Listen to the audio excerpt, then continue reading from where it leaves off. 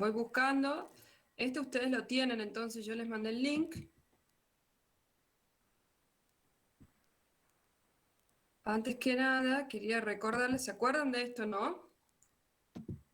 Lo que era la vellosidad intestinal y las microvellosidades, que son parte del enterocito, ¿no? ¿Se acuerdan de esto, que teníamos la vellosidad, la cripta, y cada enterocito tiene las microvellosidades?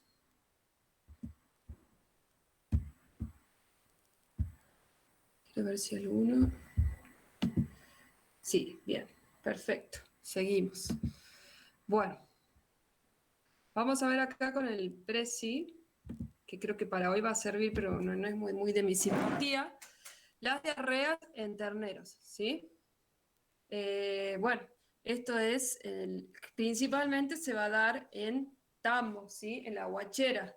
¿Por qué no se da en cría? Porque el ternero está al pie de la madre, más protegido, porque no están hacinados juntos, no siempre hacinados, pero como varias patologías que venimos viendo, cuando estamos hablando de producción intensiva y sobre todo esta cría que es a veces en estaca o a veces pueden llegar a tener esas como casitas o a veces hasta en jaulas se sigue usando, no es bueno.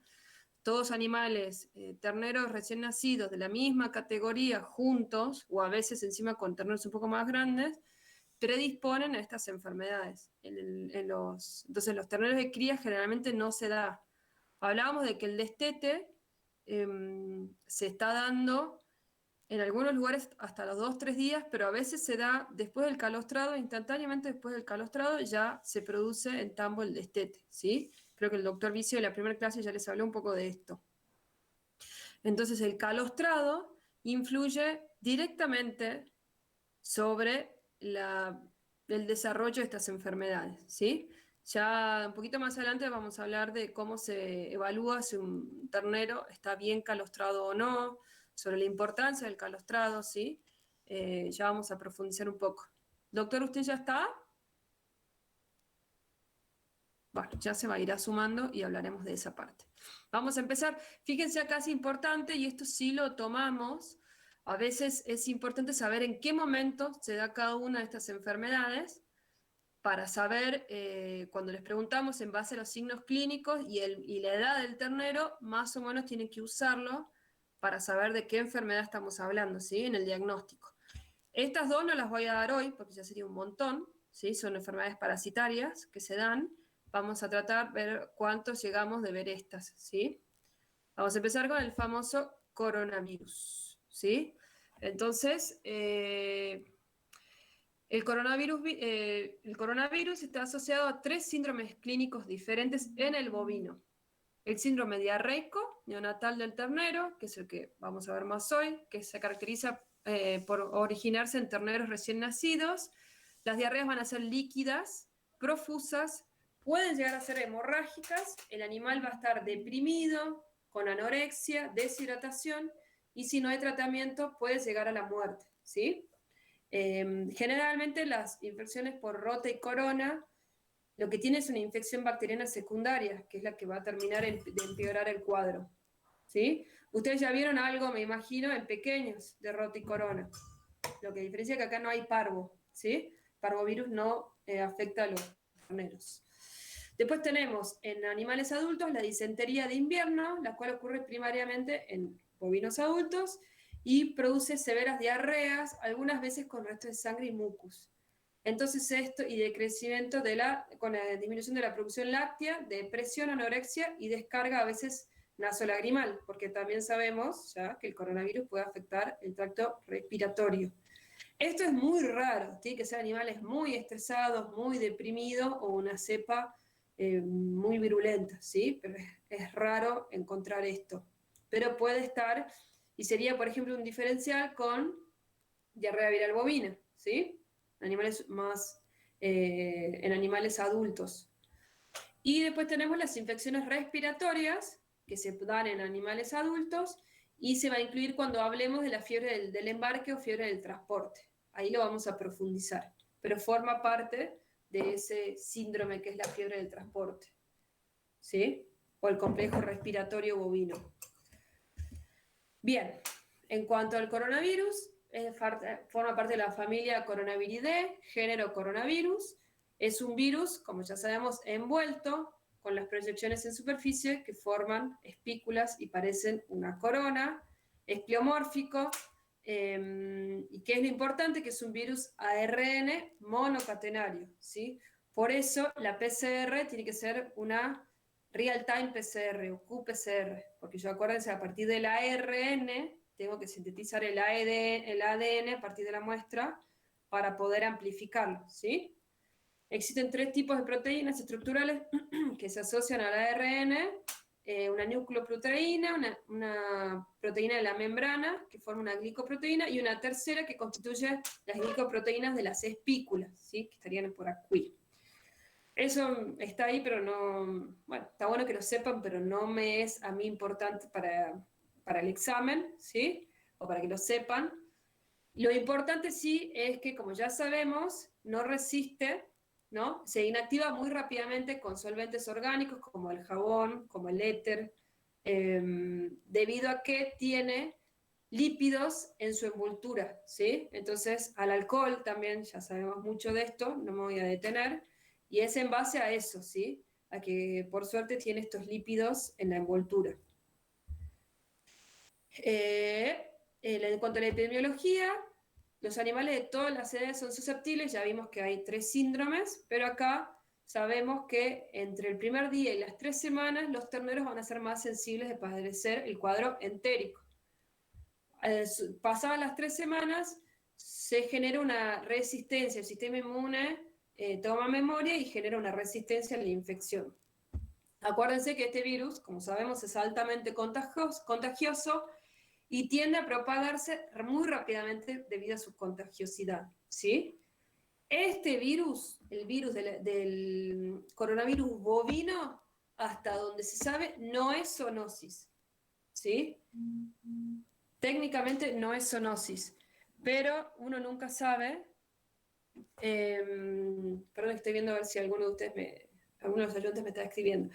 Uno nunca sabe, puede llegar a pasar que mute y contagie a una persona, pero técnicamente el virus del coronavirus bovino no es zoonosis, ¿sí? Como ya les explicamos, se cree, ya sabemos que el coronavirus, este COVID-19, se cree que partió de los murciélagos y ahora estamos viendo que hay una mutación en los bisones, o sea que puede haber zoonosis y antropozoonosis, pero hasta donde se sabe o por ahora, no es zoonótico, ¿sí? Hay una mayor incidencia de la enfermedad en los meses de invierno, ya que es sensible a la luz solar y a las altas temperaturas, ¿sí? La morbilidad, miren, es bastante elevada. Cuando yo tengo este problema en mi guachera, entre un 50 y un 100%, y la mortalidad también es elevada, hasta un 50%, ¿sí?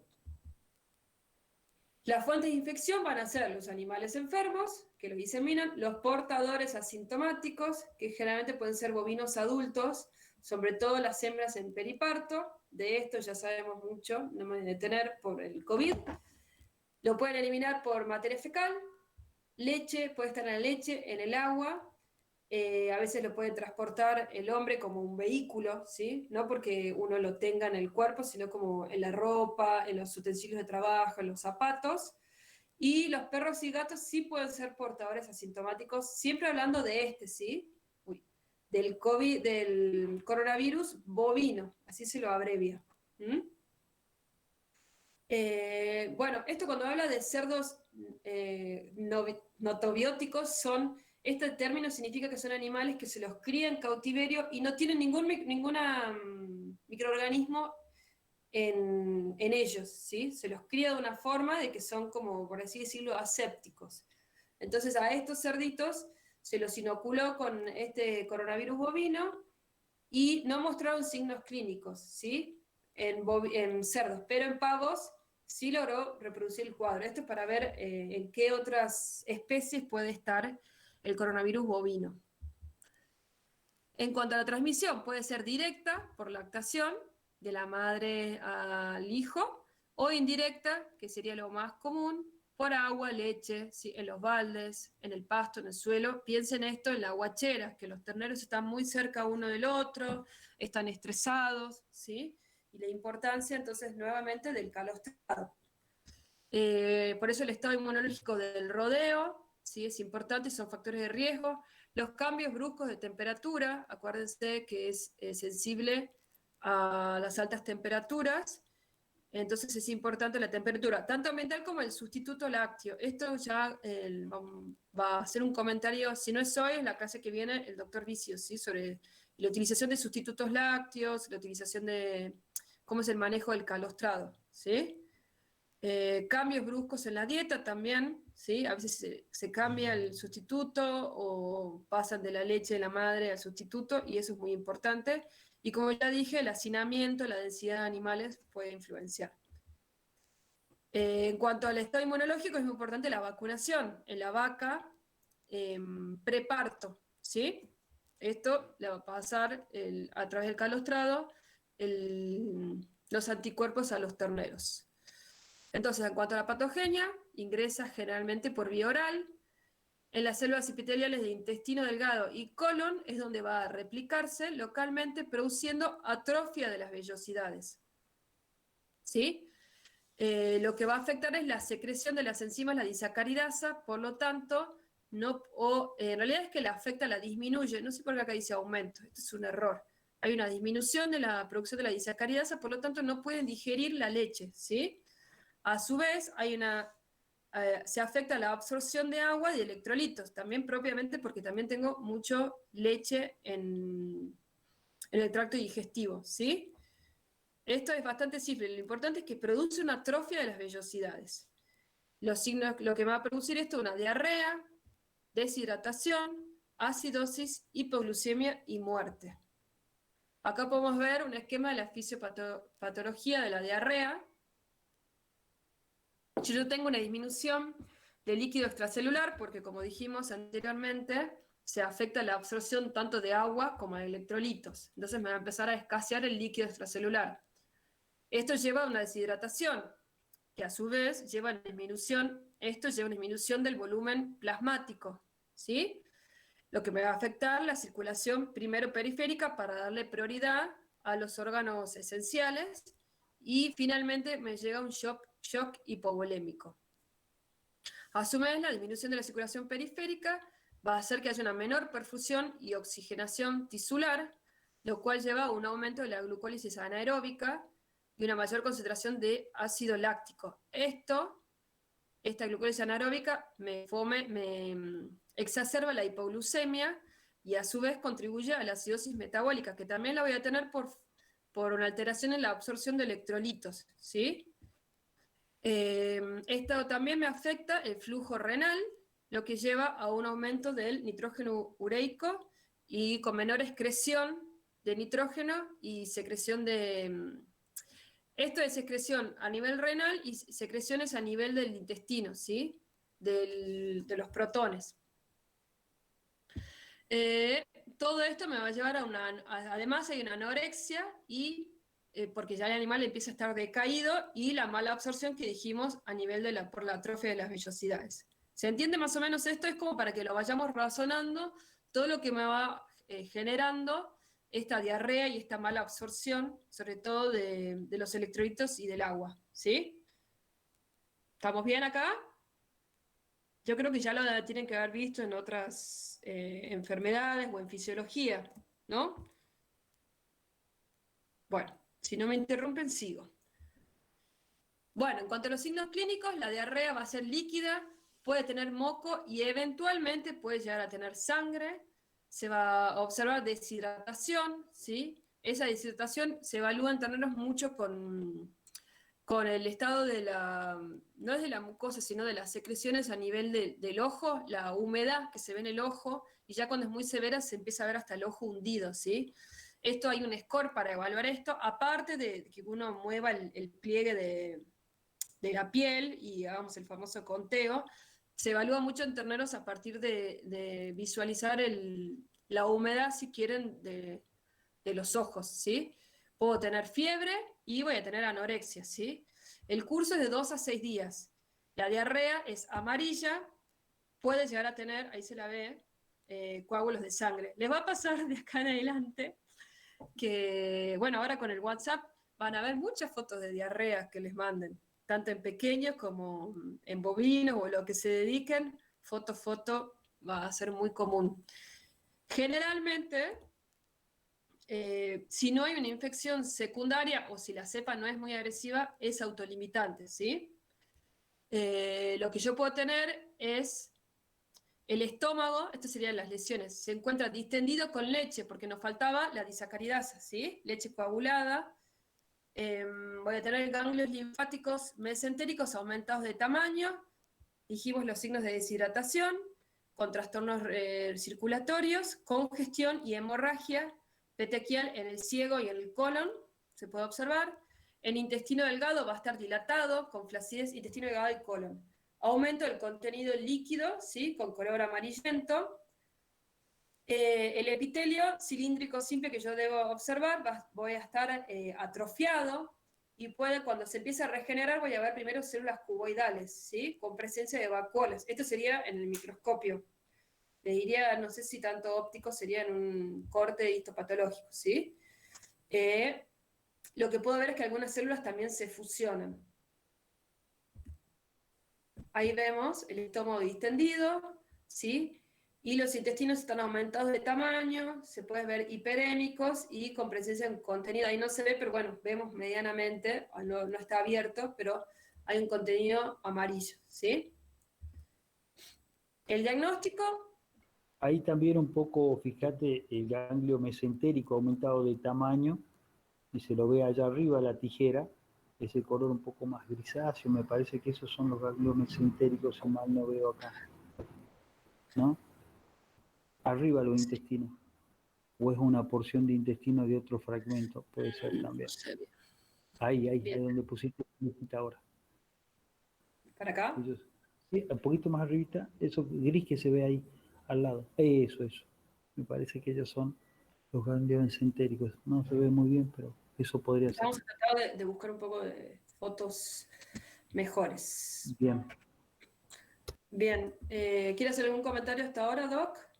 Yo decía de después hablar más del manejo del Sí, calostrado. un poco que estas patologías en las guacheras. En cría están apareciendo algunos cuadros más relacionados con la falta de vacunas preventivas en los rodeos de cría, pero en la guachera, por más que en el tambo, me refiero a la guachera del tambo, generalmente como es una crianza totalmente artificial, donde dependen del ser humano que sean prolijos, sean limpios con los elementos que utilizamos, que la leche vaya siempre a la misma temperatura, los horarios, es un ternerito que sufre un estrés a partir de las 24 horas de nacido, que generalmente ya se los aparta después de haber calostrado. Generalmente depende mucho del ser humano, y si ese ser humano no tiene las condiciones para ese trabajo, la verdad que los terneros la pasan muy mal con la cantidad de diarreas que aparecen por falta de prolijidad sobre todo, ¿no? Lo que más le incide es ser desprolijo en una guachera, es para andar renegando todo el día con el tema de las diarreas. Bien, por eso que hablamos en el anamnesis, el manejo, que ustedes vean cómo se maneja ese establecimiento, esa guachera, ¿sí? El manejo, si hubo una vacunación previa en la vaca preparto, la edad, acuérdense que dijimos que pasadas las 3 semanas es muy raro que se produzca, los signos clínicos, el tipo de diarrea, nos va a servir para orientarnos. Y bueno, esta observación es algo más experimental, es muy raro, pero se lo puede llegar a observar. Y acá sí tenemos la detección de los antígenos virales en materia fecal o en muestra de tejido y la seroconversión. La seroconversión vamos a hablar de el ELISA, ¿no? Y los antígenos virales por la real-time PCR, ¿sí? Ahí lo llegaríamos a confirmar. Es muy raro, generalmente no se hace esto, pero se puede hacer. Y seroconversión es lo que veníamos hablando. Uno, lo mejor es hacerlo pareado y ver si aumenta el título o disminuye. Y esto, me imagino que estarán cancheros con esto por el tema del COVID, ¿sí? No me voy a detener porque lo venimos viendo todos los días a esto, ¿sí? En cuanto a la serología, que era a partir de ELISA, se usa a veces para vigilancia en un área aparentemente libre, se puede utilizar, ver cómo está el título de anticuerpos del rodeo, para evaluar las vacunas, ¿sí? Ver si la vacuna produjo un aumento del título de anticuerpos, ¿sí? Determinar si fue efectiva esta vacuna, puede usar la serología, y experimentalmente se sabe que los anticuerpos neutralizantes, la respuesta va a aparecer entre los 7 y 8 días después de la exposición. Esto es el famoso, esto es en bovinos, ¿no? ¿A los cuántos días me tengo que hacer me puedo hacer el test de anticuerpos, la serología? Vieron que eso también estaba viendo mucho. ¿Cuánto tiempo después de iniciar la enfermedad yo puedo tener títulos o no? Porque si lo hago antes voy a tener un falso negativo, ¿sí? Esto varía según la especie y bueno, en el caso del COVID todavía se debate mucho porque falta todo el estudio epidemiológico de ver bien cuándo es lo mejor. Algunos te dicen a los 10 días ya puedes tener títulos, yo escuché después decir a los 15 días, a las 3 semanas. Acá está cada uno muy todavía con su librito, ¿sí? Pero ¿cómo se hace? En animales es más fácil porque haces un estudio experimental de inoculación y todos los días le hacen serología para ver cuándo aparecen los anticuerpos, ¿sí? El diagnóstico diferencial, vamos a verlo después, falta el rotavirus, E. coli, salmonella, ¿sí? Todas las que están al inicio van a ser los diferenciales. ¿Qué nos vamos a basar? En la anamnesis, en el momento, en la edad del animal, como les dije, en el manejo, ¿sí? En los signos clínicos para diferenciarlas. En cuanto a la prevención, es importante el manejo del rodeo, si hay una inmunización, si se vacuna, como dijimos, el manejo de la guachera, si es limpio o no, para tratar de disminuir los factores predisponentes, que puede ser el aumento de materia orgánica, el hacinamiento y estresantes del ternero, ¿sí? El correcto calostrado es muy importante y la vacunación. No sé si quiere dejarlo para la clase que viene, Doc, para hablar más profundamente del calostrado. ¿Le parece? Bueno, ya contestará. Lo dejaríamos por un poquito más adelante. Si esto es, Sí, el calostrado se puede hablar, sí, creo que tengo si algo quiere la preparado clase que sobre viene el tema del lo hacemos calostrado. más ¿Mm? tranquilos, ¿le parece? Con los Perfecto, chicos más bien. porque es muy importante, chicos, el calostrado. Bueno, la vacuna, ¿cómo viene? Esta es una, hay varias, ¿sí? Pero para que vean, antidiarrea neonatales en bovinos, miren, tiene rota, corona, salmonella dublín, E. coli enterotoxigénica, ¿sí? Es como, bueno, tiene varios antígenos. Generalmente se va a dar a la hembra preñada, puede aplicarse 2 dosis 30 días, con 30 días de separación en el último tercio de gestación. Se puede vacunar anualmente nuevamente. Y en terneros, si la vaca no fue vacunada, se vacuna entre los 15 y los 30 días, ¿sí? Y si la vaca sí fue vacunada, entre los 3 y 5 meses de edad. Bueno, acá hay un resumen y esto acuérdense que si la cepa no es muy agresiva o no hay infecciones secundarias, es autolimitante, ¿sí? Bueno, La esto para pregunta resumir. es, ¿cuánto demora el intestino en cambiar sus células epiteliales en días? A ver, los alumnos pregunto, ¿no? ¿Qué pregunta? La tiró al ángulo el Puede profe ahí. ser de 7 a 10 días. ¿Cuánto? Se De tomó 7 a 10 cortado. días. Muy bien, de 7 a 10 días, correcto. Muy bien. ¿Quién contestó? Carlos Arapura. Muy bien, listo. 9 días, está bien, José Silva, así, de 7 a 10 días. Por eso un poco la autolimitación esa se da un poco por la renovación epitelial, ¿no? Así que por eso es que se autolimita entre comillas, ¿no? Bien, ahora vamos a hablar. ¿Alguna otra pregunta de corona? Profe, yo tengo una duda. ¿De dónde se contagia el ternero de la guachera? ¿Se contagia de los adultos infectados que tienen otra forma de presentación de la enfermedad, digamos? Acordate que hay portadores asintomáticos, ¿no? Pero son los adultos, no más, ¿verdad?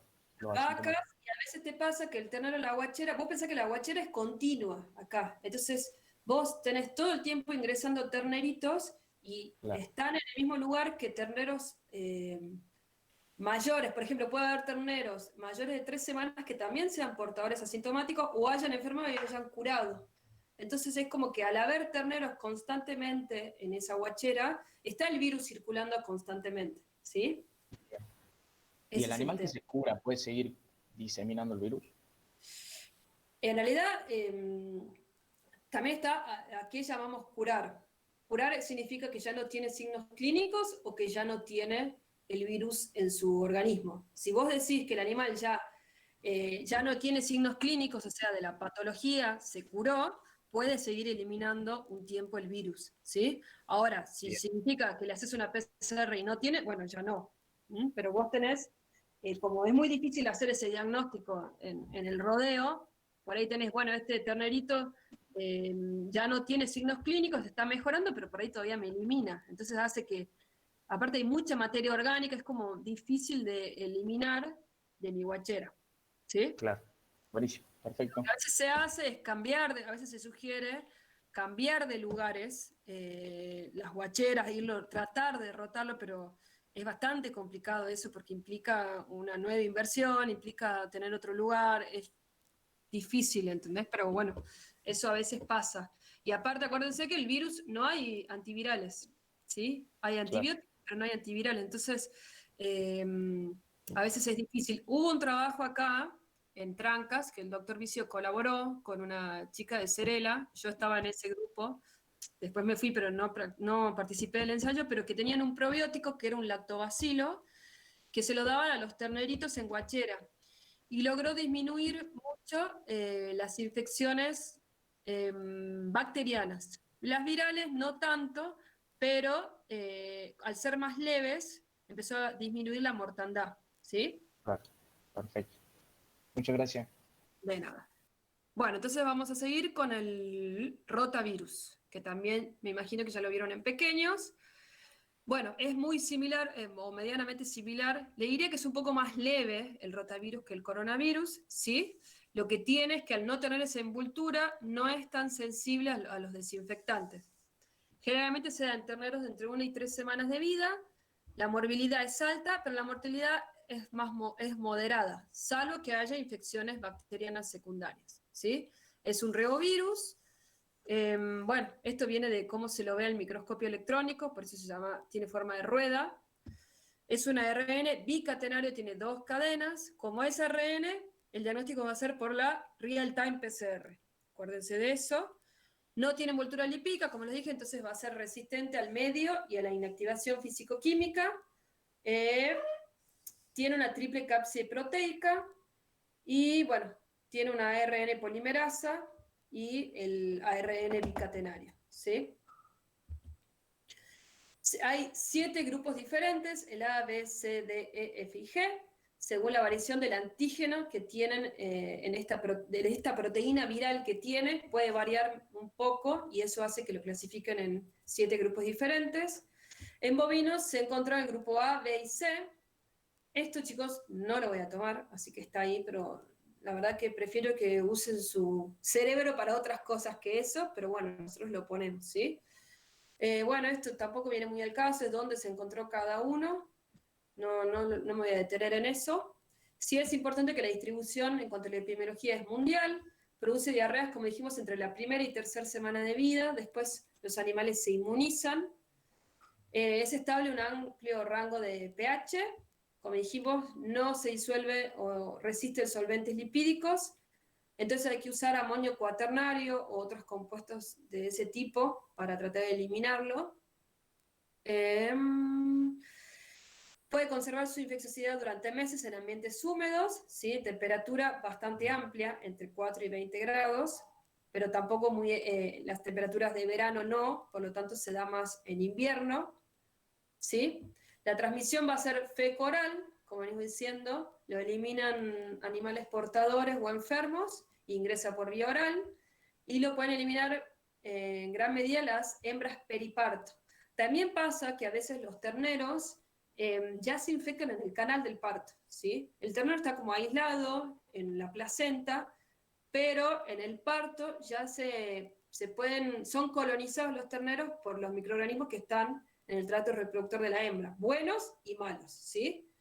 Esta también es autolimitante, salvo que haya infecciones bacterianas secundarias, y fíjense, la morbilidad es mucho más elevada, pero la mortalidad es muy baja, ¿sí? Un 5%, salvo que haya nuevamente infecciones secundarias.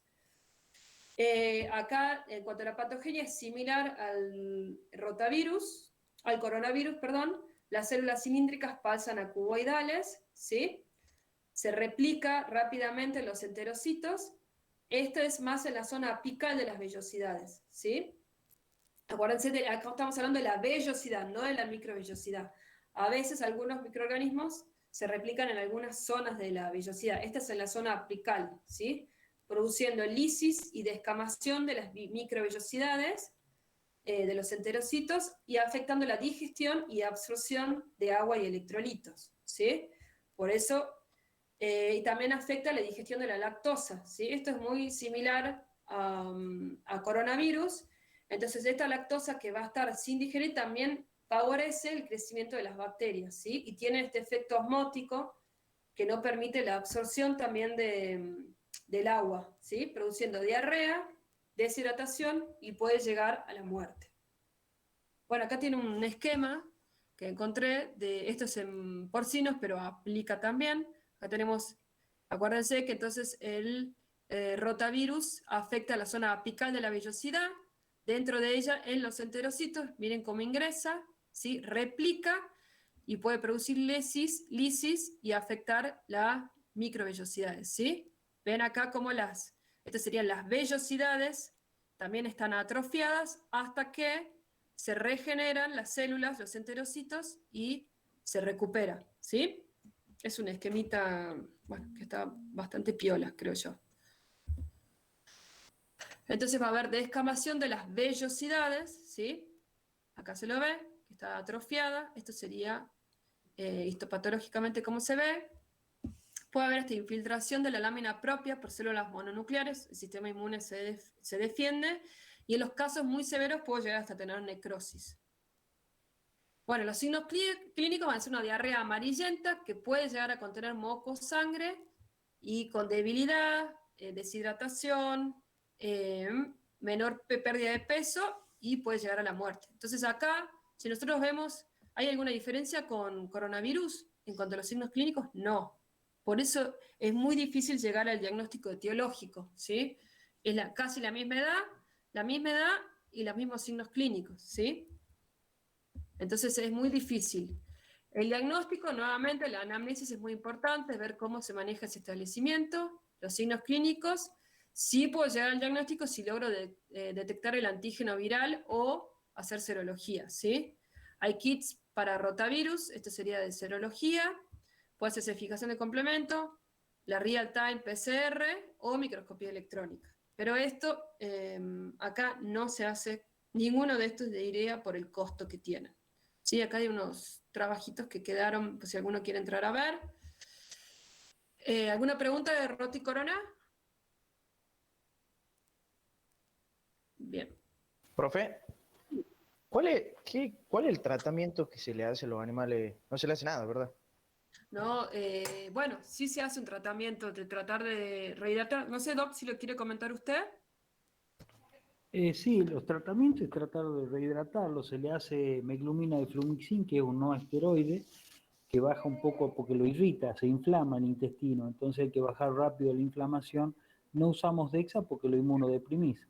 Entonces, con la meglumina de flumixin y la rehidratación, a veces usamos algunos antibióticos de vía oral, pero como un complemento de todo lo que hacemos como tratamiento, porque en realidad no es tanto el virus la que la mata en estos casos, sino que al estar alterada la vellosidad y expuesta, la colonización de bacterias que siempre están en el intestino terminan complicando con otro cuadro más bien bacteriano más que el propio virus. Si la infección fuese solamente viral con la meglumina de flumixin y la hidratación, generalmente zafamos, pero está asociada siempre con otras 2 o 3 más, salmonella entre otras, E. coli patógena, y te complica por ahí el cuadro más que por la parte viral, ¿no? Eso es un poco lo que pasa en estos casos. Buenísimo, buenísimo. Bien. Vamos con No, cólico. una cosita, chicos, Sí, nunca en infecciosa de rumiantes, nunca piensen que en líneas generales no es un solo elemento patógeno el que causa el desenlace fatal, ¿no? siempre el desenlace fatal es uno que abre la puerta y 50 que se cuelgan por atrás, ¿se entiende? Y entre esos 50 terminamos en una septicemia.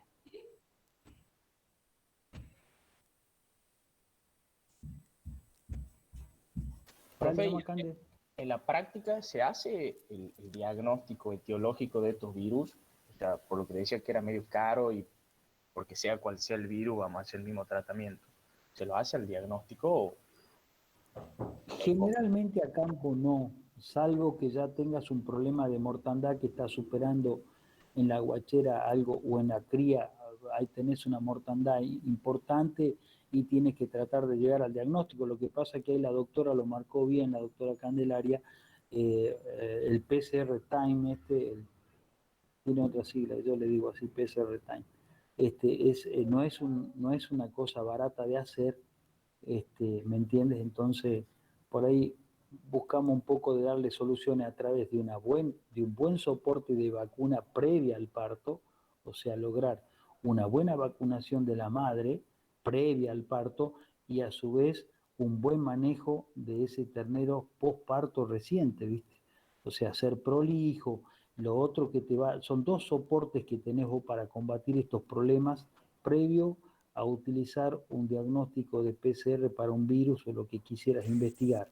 Por un lado, vacunar bien la madre y por otro lado, asegurarme que el calostro sea de la calidad que necesito, ¿no es cierto? Y en tiempo y forma, porque el calostrado que vos haces por afuera de las 12 horas, lo podés bañar con calostro y no le va a pasar nada, ¿no? Ya se cerraron las células que pueden tomar las inmunoglobulinas, que son proteínas de gran tamaño. El ternero nace con una abertura entre células epiteliales para poder meter tal cual la inmunoglobulina que lo protege contra las enfermedades en la primer estadio. Esas células se van cerrando a medida que avanzan las horas. Después de las 12 horas, vos lo puedes bañar en el intestino, por fuera, por dentro, con calostro de buena calidad y el tipo no los toma, se cerró el sistema. ¿Se entiende? Perfecto, perfecto. Gracias.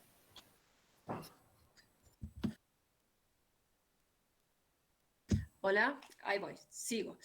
Entonces, acá me preguntan los animales notobióticos. No, sí tienen el cuadro. Lo que tiene es que el ensayo experimental, al no haber otros microorganismos, podemos decir que es específicamente lo que produce el virus o bacteria que uno les inocule, ¿sí? Porque no hay interferencia de otros. Eso es lo que se busca hacer, porque a veces, bueno, puede ayudar o hasta puede interferir en lo que uno quiere ver, ¿sí? No, igual no es 100% lo que pasa en la vida real, porque los microorganismos no son, los animales no son así, tienen, como dijimos, microbiotas en cada uno de sus nichos. ¿Y por qué las virales son autolimitantes? Y las bacterianas no, porque las bacterianas son más agresivos, ¿sí? Generalmente tienen factores de virulencia, bueno, más agresivos si querés, ¿sí? Las virales generalmente, bueno, pasa mucho, generalmente los virus, algunos sí, pero la mayoría de los virus producen cuadros autolimitantes. En las personas también estoy hablando, ¿no? Eh, y las bacterias son generalmente más agresivas, salvo algunos virus específicos. Bueno, no, acá no, acá. Seguimos. Sacamos esto. Bien, vamos a seguir con colibacilosis, ¿sí? Esta es la enfermedad infecciosa, contagiosa, que afecta vamos a hablar ahora de la que produce la diarrea blanca de los terneros, en terneros generalmente entre 1 y 10 días de vida, y es producida por E. coli, ¿sí? Con varias formas clínicas, como la colibacilosis diarreica, o la septicémica, o la enterotoxigénica. Acuérdense que coli está siempre en el intestino, ¿no? De hecho, hay colis buenas. No es que toda Escherichia coli es mala. Diferencia con salmonella. Salmonella en el bovino, cuando está presente, produce enfermedad, ¿sí? En cambio, coli es parte de nuestro intestino, ¿sí? Esa es una de las principales diferencias. Bueno, acá está la sinonimia: diarrea colibacilar, diarrea blanca, diarrea del ternero recién nacido, ¿sí? Cuadro diarreico septicémico. Bueno, forma parte de las diarreas neonatales, Y este síndrome no depende, como ya dijimos, las diarreas neonatales no dependen de un único agente. Dijimos que las enfermedades virales generalmente permiten la colonización bacteriana secundaria por bacterias. Bueno, hablando de coli, ya sabemos que es un bacilo gram negativo, puede ser móvil o no, es de la familia Enterobacteriaceae y es de fácil aislamiento ya que crece muy fácilmente en varios medios, simples y selectivos. Uno de los selectivos es el McConkey, ¿sí? Va a ser colonias rosas. Es anaerobio facultativo y, bueno, fermentador de glucosa, eso no me interesa tanto. ¿Sí? Son otras propiedades. En base a esto, si yo tengo en McConkey una bacteria negativa, lactosa positiva, ya puedo pensar que seguramente es coli y puedo hacer varias pruebas más para saber si es o no, ¿sí? Eso en los ensayos de laboratorio. Acuérdense que es la principal bacteria anaerobia facultativa del tracto digestivo, ¿sí? El tracto intestinal, no digestivo, el tracto intestinal, de la mayoría de las especies, o sea que está siempre presente. Y su concentración es menor en el intestino delgado y va aumentando a medida que vamos hacia el intestino grueso, ¿sí? Ahora, esto es lo que veníamos hablando hace un rato que me habían hecho la pregunta. Escherichia coli es una sola especie, pero tiene 700 serotipos. Se los clasifica, serían como las cepas, ¿sí? En base a sus factores de virulencia, que van a estar dados por la pared celular, que es un tipo de antígeno, la cápsula que tiene esta bacteria, ¿sí? Las fimbrias o pilis, las fimbrias son estos como pelitos que le permiten adherirse a los diferentes epitelios o mucosas, ¿sí? Estas fimbrias van a variar, hay muchos tipos que puede tener E. coli, y generalmente estas fimbrias se adhieren a un receptor, ¿sí? En la mucosa del hospedador. Y después tenemos el flagelo, que ven que es esta cola larga, que si está presente o no, le va a dar movilidad a la cepa. Eso para que tengan en cuenta. Acá está también como para ir aprendiendo y no decirlo tanto de memoria esto, ¿sí? La mayoría de las E. coli en intestino son comensales. Ya hablamos del comensal, es una bacteria inocua, ¿sí? Que de hecho está ahí y nos permite digerir el alimento, o sea, ayuda a la digestión, ¿sí? Residen en intestino y no son dañinos para el huésped, ¿sí? Después hay una pequeña proporción de cepas que es patógena. Y estas cepas patógenas se clasifican en categorías o patotipos. Categorías, cepas, patotipos, es medio lo mismo, ¿sí? ¿En qué se basa esa clasificación? En la producción de factores de virulencia y los mecanismos en los cuales causan la enfermedad. Y yo le agregaría el nicho en el que actúan, ¿sí? El órgano blanco, si quieren. Entonces, para que una bacteria o una coli en este momento sea patógena, va a tener que poder colonizar la mucosa, evadir el sistema inmune, multiplicarse y producir daño en el huésped. Hay varios, que no voy a detener acá, factores de virulencia, ¿sí? Que puede llegar a tener, como las adhesinas, bueno, el lipopolisacárido, puede llegar a tener hemolicinas o no. El sideróforo lo que hace es liberar...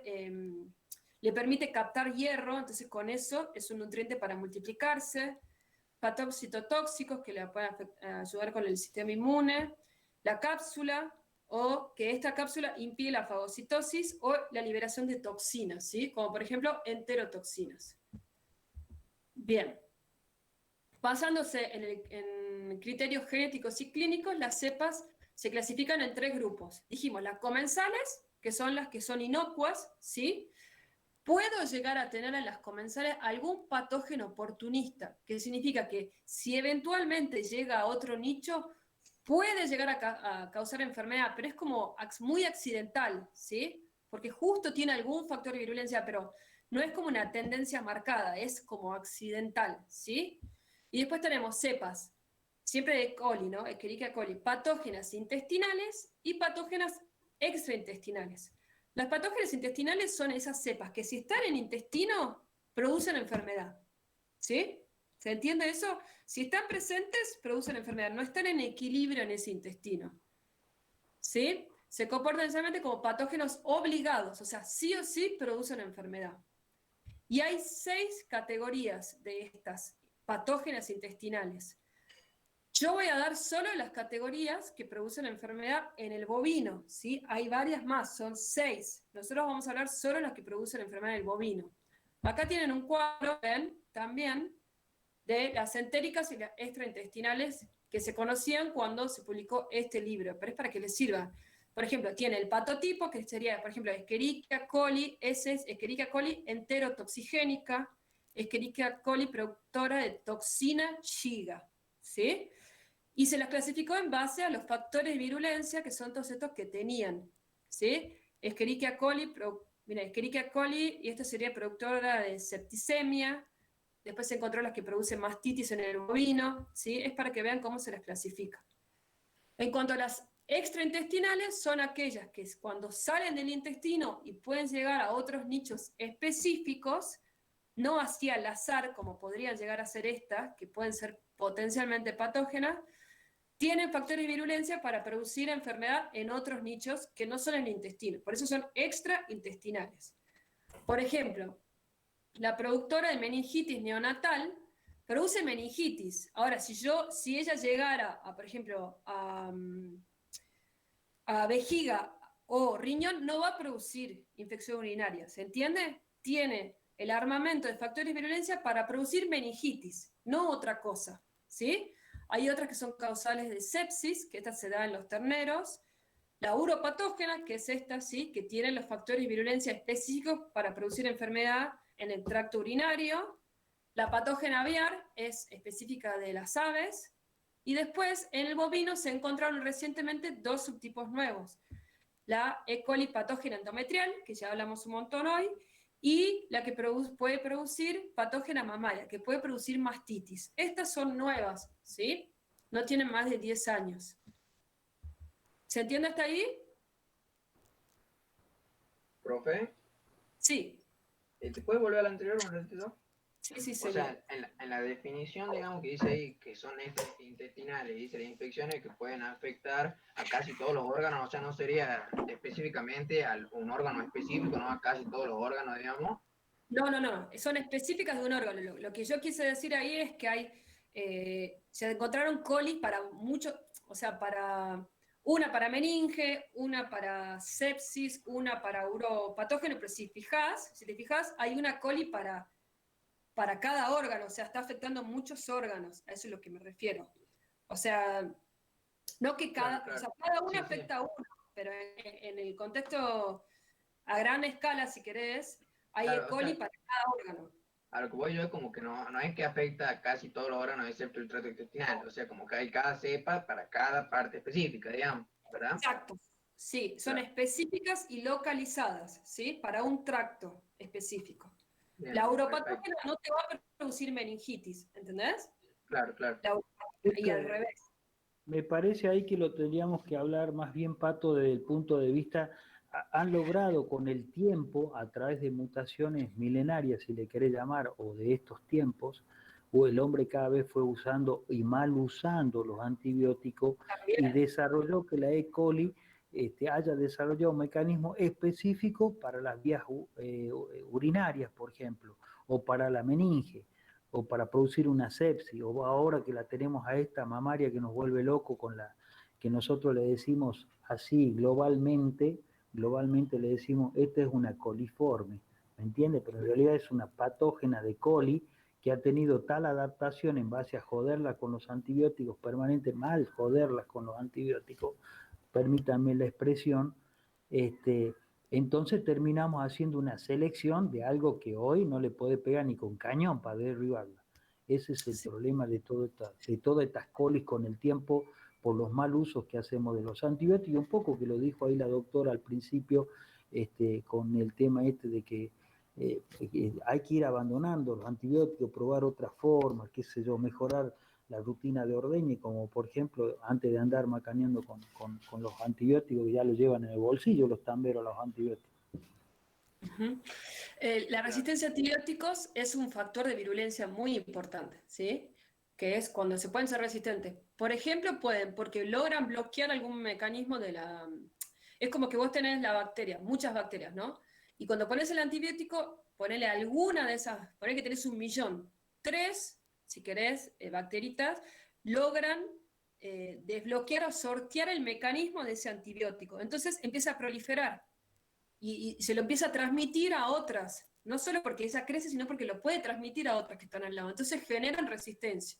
Otro mecanismo de resistencia es la formación de biofilm, que la bacteria empieza a producir como una matriz extracelular, que imagínate es como una proteína, y después forman un film que la cubre. Cuando está dentro, que es cuando la atacan, hace esto. Cuando está dentro de ese biofilm, el antibiótico no llega. ¿Sí? Esa es otra forma. Y otra forma es cuando entran adentro de la célula huésped. Pueden entrar, por ejemplo, en las células de la glándula mamaria, ¿sí? Del epitelio. Entonces, ahí es como que no llega tampoco el antibiótico. Son varios los mecanismos que generan esa resistencia. Y es un factor de virulencia también. ¿Sí? Bueno, seguimos con las patógenas intestinales. Tenemos la enterotoxigénica, que esta me imagino que ya la vieron en otras enfermedades. Acá tienen cómo ingresa, ¿sí? Me pareció lindo este cuadrito. Acuérdense, ingresa, coloniza, o sea, se adhiere, todo esto es por medio de receptores, ¿sí? Y libera toxinas. La particularidad de esta es que no afecta, no produce atrofia del epitelio intestinal, ¿sí? Está perfecto, está igual. Si yo le hago microscopía electrónica, no lo afecta. Ven, acá está la bacteria, esto es por microscopio electrónico barrido. Es como que se adhiere, pero no afecta las vellosidades, ¿sí? Ni las microvellosidades. Uy, se caga. ¿Se entiende? Entonces, es la causa más común de diarrea en animales de granja. Lo que hace es producir, como si dice su nombre, enterotoxinas, o sea, exotoxinas. Produce una toxina y lo libera, ¿sí? Que van a estar implicadas en la diarrea. Y también tiene adhesinas que le permiten unirse, pero no producir lesión en el intestino, ¿sí? Tienen dos tipos de toxina, la termolábil y la termoestable. Eso está dado por si se inactiva o no a altas temperaturas, ¿sí? La termoestable, a su vez, tiene dos subtipos, la A y la B. Y también tiene un tipo de adhesinas específicos, que son estas que no vienen al caso acá, ¿sí? Entonces, lo que va a producir es una diarrea en los primeros días postparto con gran cantidad de diarrea de materia fecal, amarilla pálida o incluso blanca, ¿sí? Por eso se llama diarrea blanca del ternero. Pueden ser pastosas o acuosas y ocasionalmente pueden tener sangre. ¿Qué es lo que van a causar estas enterotoxinas que dijimos que atraviesan el epitelio, ¿sí? Y atraviesan la membrana citoplasmática e ingresan en el enterocito. Lo que van a producir es, por ejemplo, esta, que es estamos en la termolábil, ingresa, se une al receptor, ingresa y lo que hace es afectar la liberación de AMP cíclico. Lo aumenta una quinasa y lo que hace es estimular el canal y liberar cloro, ¿sí? Y el anión bicarbonato. Y bloquea el ingreso de sodio, ¿sí? Entonces esto va a ser una diarrea osmótica y que afecta el ingreso y salida de electrolitos, ¿sí? La termoestable A es diferente el mecanismo, se une a otro receptor, afecta la liberación del calcio y el calcio se utiliza mucho como las enzimas, hay muchas enzimas dependientes de calcio y también, o sea, el resultado final es el mismo. Libera cloro, libera el anión bicarbonato e impide el ingreso de sodio. Y en esta también, ¿sí? Lo que quiero que vean es que acá es a través de otro canal, o a través del GMP cíclico acá, ¿sí? Que también afecta a la quinasa y el resultado es el mismo. Acá no afecta tanto el anión bicarbonato, pero afecta la liberación de electrolitos, ¿sí? De vuelta, esto no se lo voy a tomar si tiene AMP cíclico, si tiene calcio, pero bueno, se los doy, ¿sí? Sí tienen que saber que hay dos termoestables y una termolábil, ¿sí? Entonces, seguimos. Eso sería la enterotoxigénica, ¿sí? Entonces, acuérdense, ¿afecta el epitelio? No lo afecta, no produce atrofia de las vellosidades ni modifica los enterocitos. Lo que produce es la absorción de exotoxinas que van a producir la patología, ¿sí? La enteropatogénica, fíjense que acá no está el bovino, porque generalmente no afecta a los bovinos, ¿sí? Causa la diarrea en varias especies de animales, sobre todo conejos, cerdos y perros. Esta se llama, induce lesiones que se llaman attaching effacing. Se adhiere a la mucosa, ¿ven? Y produce como un barrido, ¿sí? De la microvellosidad, ¿lo ven? Se adhiere y elimina las microvellosidades. Entonces, al inhibirlas, inhibe la absorción de los electrolitos. Atrofia de las microvellosidades y aparte puede llevar a la muerte del enterocito con, finalmente, atrofia de la vellosidad. No de la microvellosidad, sino de la vellosidad. Esta generalmente, repito, no se da en el bovino, pero se las pongo porque la tienen un montón y la ven, ¿sí? Después tenemos la E. coli productora de toxina Shiga. La toxina Shiga, ya la van a ver o ya la vieron, en los cerdos produce la enfermedad de los edemas del cerdo. Esta toxina en el cerdo es muy agresiva. En los humanos produce el síndrome urémico hemolítico. Hay algunas que tienen E. coli productoras de toxina Shiga que tienen esto, ¿sí? Tiene que ser la O157H7, que son sus factores de virulencia, que en los humanos es muy agresiva, ¿sí? Ahora, en los bovinos son asintomáticos, son portadores, no les produce nada, ¿sí? Se puede llegar a adherir, como se ve acá, pero no les llega a producir lesión, ¿sí? Y la elimina, o sea, es un portador. ¿Se entiende? Y entonces, ¿dónde la va a ingerir el humano? Cuando come carne contaminada con materia fecal que esté mal cocida. Por eso se da más que nada la carne picada, porque a veces no se llega a cocinar bien, ¿sí? En las hamburguesas. La toxina a veces se llama verotoxina y es una proteína citotóxica, ¿sí? Que eventualmente en algunos terneros puede llegar, o sea, hay algunas de estas que producen diarrea en terneros y corderos, produciendo una lesión similar a la attaching effacing de la enteropatógena, pero es muy raro, ¿sí? Ven acá, puede llegar a ser que algunas cepas se adhieran y liberen una toxina, ¿sí? Pero no tiene signos sistémicos. Es como que no es muy poco común y puede llegar a estar, pero es raro. ¿Se entiende esto? Generalmente esta bacteria, esta E. coli, en los bovinos son portadores asintomáticos. Ahora se encontró algunas cepas que pueden producir la lesión attaching effacing, ¿sí? Produciendo edema, infiltración de neutrófilos y un exudado, ¿sí? Y puede llegar a producirme una diarrea, pero no tiene signos sistémicos. Es como una diarrea leve, ¿sí? Y es muy rara que se dé. Ahora, cuando uno pone la lupa y la busca, sobre todo, ¿por qué se trabaja tanto con esta? Porque produce el síndrome urémico hemolítico en los humanos. Entonces, en bovino se la busca mucho para tratar de eliminarla, pero porque es una ETA, ¿se entiende? No porque produzca. Ahora, buscando cuando se encontró que algunas sí producen diarrea en el ternero, pero es muy raro. Y después tenemos las extraintestinales. Acá vamos a hacer foco en las que afectan al ternero. Acuérdense que puede producir infecciones urinarias. En el bovino es muy raro y tampoco se busca mucho las infecciones urinarias, pero existen cepas que la pueden producir. En el tracto genital ya hablamos y en la glándula mamaria, cuando veamos mastitis, la vamos a ver, ¿sí? La E. coli septicémica sí es importante en los terneros. Puede ingresar a través del intestino o a través del ombligo, ¿sí? Generalmente se da en terneros mal calostrados y estas cepas colonizan en el ternero mal calostrado la mucosa intestinal, atraviesan el intestino, ¿sí? Por pinocitosis o migración transepitelial, sería entre los enterocitos, y pueden ir a los ganglios linfáticos mesentéricos y a partir de allí hacer una septicemia, ¿sí? Las bacterias persisten y se multiplican en sangre, hacen una septicemia y van a otros órganos. Esta sí es como más generalizada, ¿sí? Sería la septicémica, sí tiene la facultad de ir a muchos órganos, porque hace una sepsis. Por su capacidad de adaptarse y crecer, acuérdense que tiene los sideróforos que le permiten secuestrar hierro y resiste la fagocitosis y el complemento. Produce una infección aguda generalizada, puede llegar a tener diarrea, pero generalmente tiene shock en la etapa terminal y seguida de muerte, ¿sí? Con una mortalidad de un 100%. Cuando yo tengo esta cepa, generalmente es letal, ¿sí?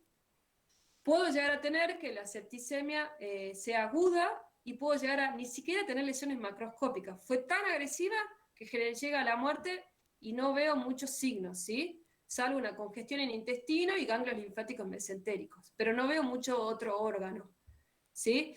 En los casos subagudos puedo llegar a observar hemorragias en su mucosa, afectar también neumonía, afectar las articulaciones y puede llegar a producirme también meningitis, ¿sí? Fibrino purulenta. También puede llegar a haber petequias en epicardio y serosas, edema y hemorragia pulmonar, esplenomegalia y, como dijimos, la poliartritis y meningitis. Pero acuérdense, esto sería en los crónicos, o sea, en la hiperaguda no veo casi lesiones, salvo una congestión en intestino. En la que es subaguda puedo llegar a ver hemorragias en su mucosa, ¿sí? Y algunas lesiones en algunas articulaciones y neumonía. Y puedo llegar a ver meningitis. Y en la crónica empiezo a ver más signos, más lesiones en diferentes órganos, ¿sí? Entonces, la onfaloflebitis es muy común, o sea, la vía de ingreso dijimos que podía ser por intestino, o lo más común es a través del ombligo, por eso sería un ombligo mal curado o mal desinfectado, y en los casos crónicos puedo llegar a ver que si el animal cura, tengo una artritis, ¿sí? Y se le dice zoonosis, pero porque en realidad es medio relativo, ¿sí? Acuérdense que están todos los intestinos de casi todos los órganos, ¿sí? De casi todos los animales. Ya me estoy cansando y ya empiezo a hablar mal. La fuente de infección serían las heces de los animales infectados. Puede contaminar, el problema es cuando la materia fecal contamina el agua, los alimentos, los bebederos, ¿sí? El ambiente donde está el animal. Esto es lo que les decía, también puede infectar al ternero al nacer, ya que está en el periné, en la ubre, ¿sí? La vía de entrada generalmente es digestiva, aunque puede entrar, en el caso de la septicémica, por el cordón umbilical, e inclusive podría llegar a entrar por el aire, pero lo más importante es la digestiva.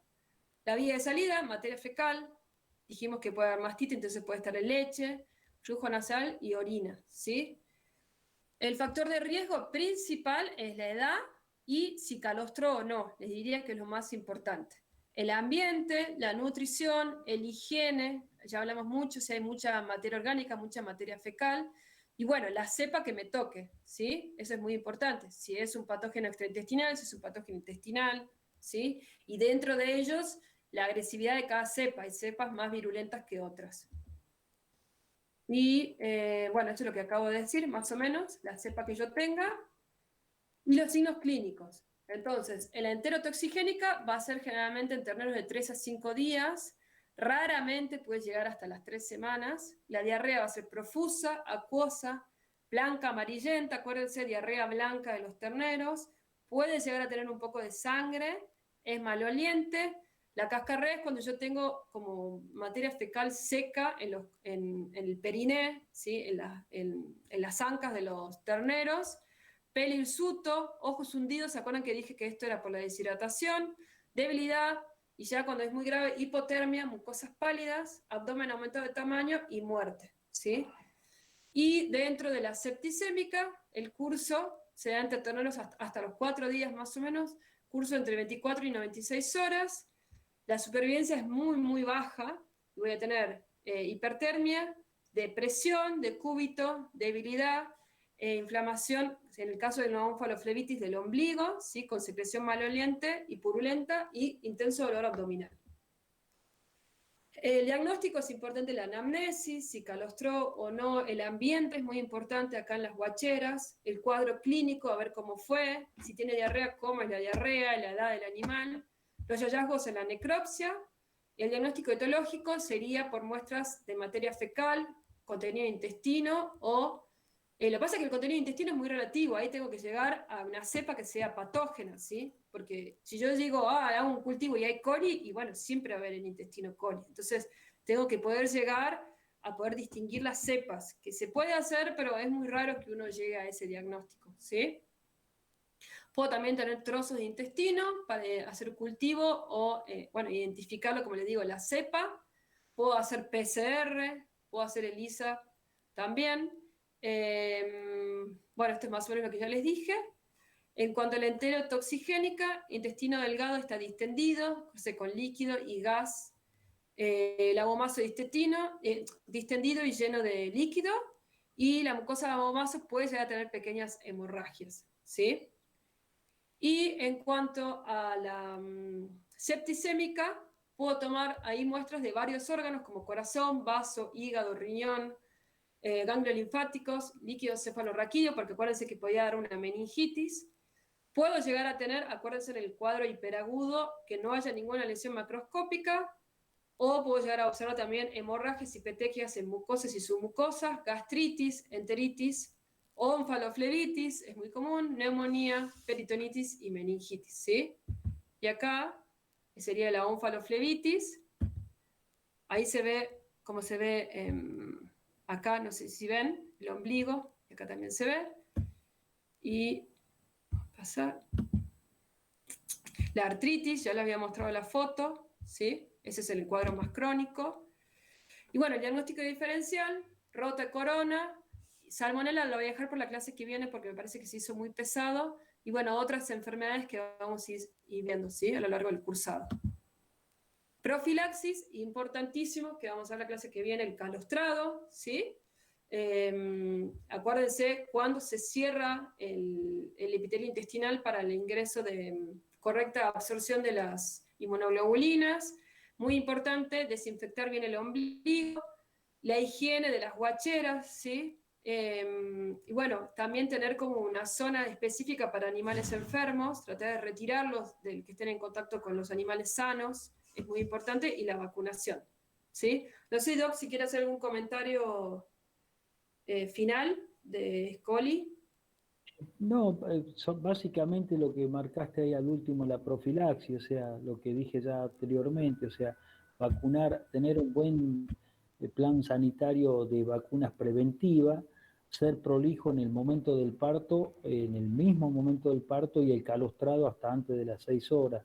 Esas 3 medidas, digamos, nos dan buenos resultados en línea general. Y cuando entramos a la guachera, tratemos de no mezclar categorías, donde vos tengas un ternero de 2 días a la par de uno que lleva 2 meses en la guachera. La estaca están separadas por 4 metros, lo cual no es bueno. Lo bueno es tener todos los más pequeños en la primera parte de la guachera, que es cuando entran a dar la leche, toman la leche en tiempo y forma y generalmente con buena temperatura, y de ahí voy llegando hacia el final, a donde están los que ya tienen cierta resistencia dentro de la guachera. Por lo tanto, si yo paso primero por los más grandes y después vengo a los más chicos, me traigo todo lo que es resistente de los otros, se las traigo a los que recién están haciendo los anticuerpos. Así que es en cierta medida lo que estamos diciendo como resumen, que el ternero es un prematuro, o sea, es un animalito muy pequeño, como lo hace la madre con nuestros hijos. Hay que ser muy prolijos en esos primeros 4 o 5 meses, porque si no, el chico vive con diarrea, vive con 300 problemas juntos, por improlijidad nuestra, ¿no es cierto? Entonces acá es lo mismo. El ternero es algo muy lábil, y por lo tanto el cuidado de esos primeros 60, 70 días debemos estar atentos a lo que estamos haciendo y tener cuidado también, insistirle a la gente que lo que estamos tratando es una cosa muy, muy frágil, y por lo tanto la higiene, el horario, la temperatura de la leche son más que importantes. Y acá el uso de antibióticos es complicado, porque Sí, tiene... sí.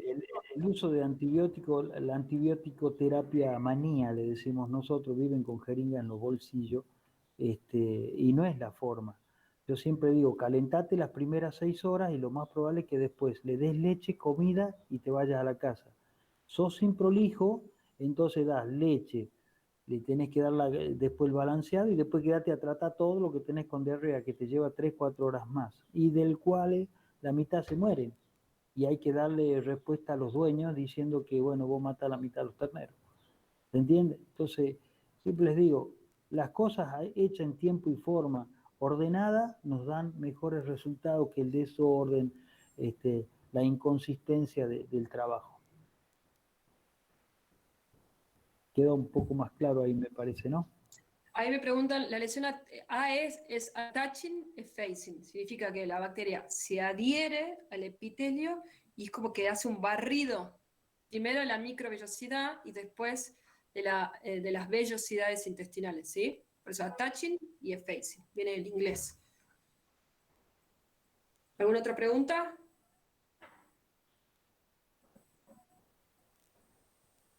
Me parece que no.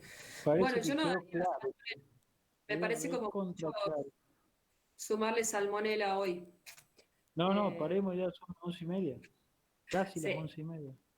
Así Aparte muchos conceptos, como que hay que masticar un poco, porque si no masticás no tragás, ¿viste? Por eso. Así que la clase que viene quedaría el manejo del calostrado, salmonela y las dos parasitarias, ¿sí? Y terminamos con el neonato. Y Neonato, por sí. favor traten de decirme, porque aparte tengo que presentar la planificación de la materia y para organizar las clases que vamos a ir dando, la fecha del parcial, ¿sí? Sí, Yo les damos la libertad de que lo elijan ustedes, pero traten de resolverlo hasta el jueves. ¿Mm? Yo voy a ser más directo. El jueves lo quiero. El jueves, no hay más, ¿eh? El jueves yo quiero que cuando abra Candelaria la computadora tengamos resuelto la fecha. ¿Está? Yo soy más vertical en eso. ¿Eh?